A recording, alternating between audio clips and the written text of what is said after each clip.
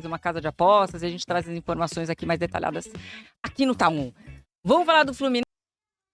Quero falar agora sobre o mais novo reforço do Santos. A qualquer momento o Peixe vai anunciar Bilal Brahim, atacante argelino de 25 anos de idade, 1,83 m de altura e, ao que consta, um salário bem alto. Não acredita? Então saiba que o Bilal já pediu a seu empresário que procurasse corretores em Santos em busca de uma casa por mais ou menos R$50 mil por mês. Esse é o preço do aluguel que o Bilal Brahim está disposto a pagar. Fui consultar uma pessoa que tem relação com atletas do Santos para entender o que é possível conseguir com R$50 mil por mês de aluguel na cidade. E dá para dizer que só as casas de mais alto padrão vão alcançar esse status. O Soteldo, que recentemente trocou o Santos pelo Fluminense, morava numa casa com um pacote fechado de aluguel, condomínio e tudo, por R$65 mil por mês. Essa casa fica no Morro Santa Terezinha. O Soteldo era vizinho do Neymar e tinha uma das vistas mais bonitas da Baixada Santista. David, ex-atacante do Santos, hoje aposentado, ele é dono de uma cobertura de frente para o mar, no bairro da Ponta da Praia. E ele costuma alugar essa cobertura para atletas e funcionários do Santos. O Cuca e o Morello já moraram por lá. O David costuma cobrar R$50 mil por mês de aluguel. Só para vocês entenderem o padrão ao qual o Bilal Brahim está se submetendo. O jogador que estava na segunda e terceira divisão do futebol francês também teve uma passagem recente pelo futebol belga. Depois dizem que o futebol brasileiro não é uma maravilha. Quero te trazer todos os detalhes. Mas, gente, é o seguinte, o Santos está vivendo um momento muito importante na sua história, que é a possibilidade dele se transformar em SAF. E isso tem que ser discutido. Tá? Eu espero que vocês assistam esses vídeos. Não só aqui nesse canal, mas nos outros canais também. Porque está todo mundo falando sobre isso. Tem que se falar sobre isso. Eu fico muito chateado quando eu vejo a audiência do canal, dos vídeos aqui no canal, lá embaixo. Lá embaixo. Eu costumava dar aí 80 mil views por vídeo, caiu para 40, caiu pela metade. E pastor Armando, calma. E eu fico muito chateado e preocupado, porque depois não adianta chorar. Depois não adianta chorar. Esse é o momento. Depois que tudo acontecer, se for mal feito, como aconteceu, por exemplo, no Vasco da Gama, como aconteceu, por exemplo, no Cruzeiro e no Atlético, esses três times viraram SAFs e estão hoje numa situação dramática, sem contar o Botafogo, cujo proprietário, o Textor, tem problemas aí com a justiça. Então a gente tem que olhar muito bem para tudo que está acontecendo nesse momento, gente. Eu espero que vocês, repito, assistam esse vídeo. Assistam os outros vídeos que estão falando sobre esse tema. A live do Trio fala direto, o Mussetti fala direto, o Ademir Guitino com o Vitorino está falando direto também, o Diário do Peixe também. Desculpa se eu esqueci mais alguém. O Farinha tem falado bastante no blog Sou Santista Meio-Dia. Enfim, mesmo no programa da noite. Vocês têm que ver, gente. É preciso, porque quem é sócio vai poder votar nessa transformação ou não do Santos em SAF. Então, quanto mais informações vocês tiverem, e eu também tiver, porque eu também não sei tudo, melhor para todos nós. Porque se a gente simplesmente for votar, tem que virar SAF, porque SAF é a solução, a gente pode jogar o Santos num buraco que ele não vai ter condições mais de sair. Então eu espero, repito, que vocês assistam esse vídeo. E ao assistir esse vídeo, eu espero que vocês se inscrevam no canal também, se você não for inscrito. E entendam que esse é um momento muito importante na história do Santos. Pessoal, ontem, que teve a presença do Dr. Rodrigo Monteiro de Castro, que ele é o coautor da lei que possibilitou a mudança do clube associativo para a SAF. Lei essa que foi aprovada pelo Congresso Nacional. A lei foi informal, a reunião, como eu disse, foi informal. Tá? E na última hora liberaram a presença dos celulares. E o que eu recebi de informação é que quem determinou isso foi o presidente do Conselho Deliberativo do Santos, o Fernando Acauí. Foi ele que determinou isso. Ótimo. Deveria também ter determinado a transmissão ao vivo pela Santos TV. Até porque ia dar uma audiência terrível, muito legal, bastante gente ia ver, e isso monetiza. O YouTube monetiza. Tá? Perdeu-se uma grande chance. Bom, Marcelo Teixeira, o próprio Fernando Acauí, membros do Conselho Gestor, vice-presidente do Santos, não estiveram presentes. Não estiveram presentes lá, nessa reunião. E isso chamou muita atenção.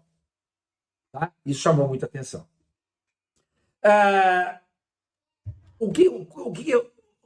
As pessoas estão dizendo o seguinte: eles não foram. Acho que foi até lá a Gabriela que falou isso, lá na live no trio. Eles não foram porque, de repente, especialmente o Marcelo Teixeira, né? Porque, de repente, as perguntas que tinham que ser direcionadas para o doutor Rodrigo Monteiro de Castro poderiam ser direcionadas para o Marcelo Teixeira também, e isso complicaria ainda mais a reunião. Uma reunião que poderia demorar 1 hora, passaria a 2. Uma reunião de 1h30, passaria a 3. Uma reunião de 2, passaria a 4. E ninguém aguenta. Esse é o entendimento. Agora, o meu entendimento não é esse. Não é esse. O meu entendimento é que Marcelo Teixeira, Fernando Acauí, membros do Conselho, vice-presidente, enfim, aquela trupe, a trupe do Marcelo, eles já sabem o que vai ser apresentado pelo Conselho. Eles já sabem o que eles querem. Eles já sabem o que é preciso para o Santos transformar em SAF. Então, os caras ficam em casa. Para dar, inclusive, a impressão de que, olha, não estamos lá presentes porque poderíamos dividir as atenções da reunião, então estamos em casa. Mas para mim não é isso. Para mim é que eles sabem, decore salteado, o que vai estar no texto de mudança do Estatuto do Santos. Tá? Agora, o que ficou claro, como eu sempre disse para vocês aqui, é que é preciso mudar o texto do artigo relativo à SAF. É dúbio, ou, como a maioria das pessoas, e o próprio doutor Rodrigo Monteiro de Castro disse, tem que ser mudado porque, do jeito que está, não dá. Que ninguém vai investir numa empresa comprando só 49% das suas ações e botando uma baita grana. Eu sempre disse isso. Tinha que mudar. E tem que mudar. Agora, o grande problema é que, junto com essa alteração do estatuto, o Marcelo Teixeira e seu grupo querem introduzir outras mudanças também. Então, o que eles querem fazer? Como eu já mostrei para vocês num outro vídeo aqui. Para que tudo esteja no bojo de uma só proposta. Está tudo aqui, ó, mudança de SAF, mudança disso, mudança daquilo. Se você aprovar tudo isso, ok. Se você não aprovar tudo isso, continua tudo do jeito que está. E aí, eles, Marcelo Teixeira, eles vão lavar as mãos. Porque o que eu apurei é que o Santos pode colapsar, falir, quebrar até o final do ano. Por isso, essa pressa em se aprovar essa mudança em 30 dias. Porque se isso for demorando,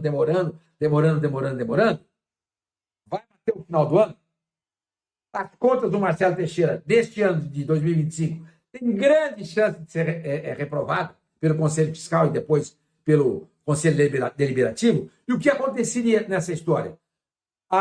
O impeachment do Marcelo Teixeira e a sua expulsão do quadro associativo do Santos Futebol Clube. Seria uma grande vergonha para ele e para toda a família Teixeira. Isso foi o que eu apurei. Tá? Isso o que eu apurei. Então, esse seria o motivo principal. Dessa pressa, desse assodamento, da mudança do estatuto em 30 dias. Tá?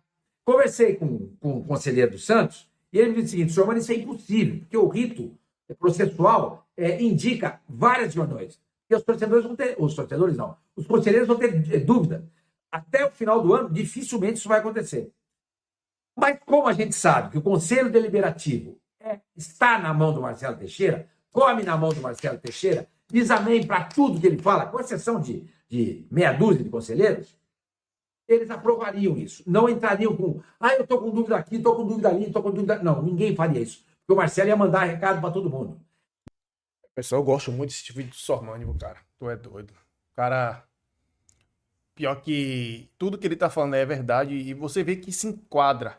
Porque eu já vi gente falando que nessa questão de fazer o time falir para depois virar SAF.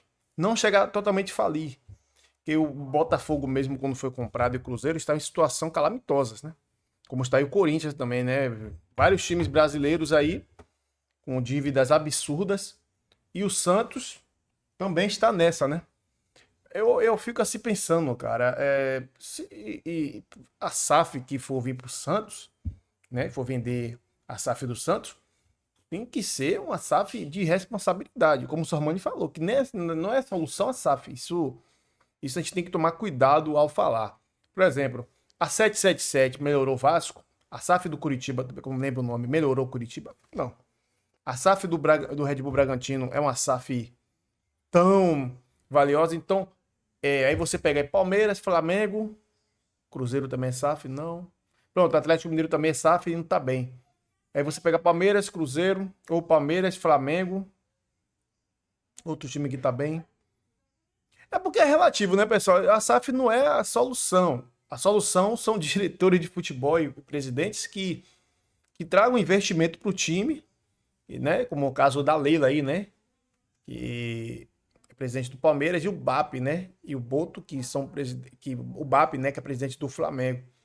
E eles conseguiram fazer o investimento que eles fazem aí hoje no futebol, dos maiores aí da América Latina, sem ser uma SAF. Porém, para isso, é muita parceria e torcedores também, né? O Palmeiras e o Flamengo são times de torcida gigantes. Principalmente o Flamengo, né? Que é da maior torcida do Brasil e uma das maiores torcidas do mundo. Então isso ajuda, né? O número de sócios. E só que o Santos também tem muita torcida, porque o Santos é querido. O Santos, o cara fala do Santos de Pelé, o Santos de Neymar, o Santos de Robinho, o Santos de Pepe, é pessoal mais da velha guarda, né? O caso do Sormani aí, que é mais das antigas. Então, a SAF não é a solução, assim, olhando a grosso modo. Se a gente fosse aprofundar mais, a gente vai ver que nem sempre a SAF é solução, pessoal. Nem sempre. A solução é bons investimentos, conhecimentos, né? E tipo assim, no começo, o cara que vai investir num time como tá a situação do Santos, ele tem que esquecer ganhar dinheiro. Pô. Ele só vai ganhar dinheiro daqui a longo prazo. E vai recuperar bem mais do que ele investiu. Porque o momento do Santos é raquítico, é perigoso. Então concordo com o que o Sormani falou, beleza? E sobre a Nova Vila também aí, né? O Murilo Tauro trouxe aí, já tá tudo certo. O Santos vai ter uma Nova Vila, aquela antiga vila ali, com aquele antigo, né, design, sem modernidade nenhuma, vai acabar e vai começar uma nova, né, do modelo antigo, né, aquele modelo do Allianz Parque, dos estádios mais novos, né. Então, pessoal, por hoje é só. Espero que tenham gostado do vídeo. Se gostou, se inscreva no canal, deixe seu like e comenta suas opiniões nos comentários, beleza?